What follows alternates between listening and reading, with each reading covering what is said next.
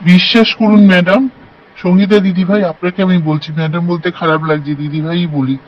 আমি আজকে আপনাকে নিয়ে একটা ভিডিও করেছি। যাই হোক গিয়ে, এই যে মহিলাগুলো, ধরিত্রী বলুন, সোমা বলুন, এরা চম্পা ভেরু, পারমিতার একদিন, রেনবো লাইভ, এদের একটা সব গ্রুপ ছিল, বুঝেছেন?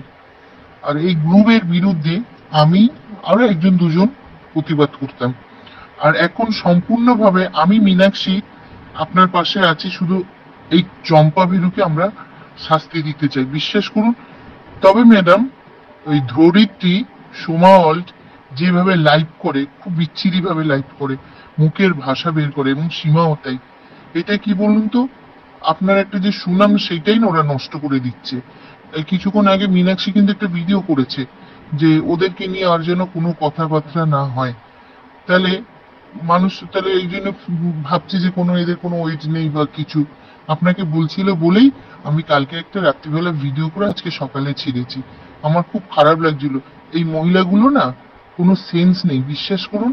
এদের শুধু নিজের চ্যানেলটাকে কি করে কি করবে না করবে এই নিয়ে থাকে। এরা কারোর কথা ভাবে না, কারোর কথা চিন্তা করে না। আপনাকে আমি এটা পার্সোনাল বললাম, কিছু মনে করবেন না। আপনাকে ভালো লাগে বলেই আমি বললাম। এদের মানে চিন্তা ভাবনা খুব বাজে। বলছি দিদিভাই কেমন আছেন? বলছি আপনি যখন আপনার কোনো বক্তব্য রাখবেন না, গ্রুপে ভয়েসটা ছাড়বেন, আমি তাহলে নিয়ে নিতে পারবো।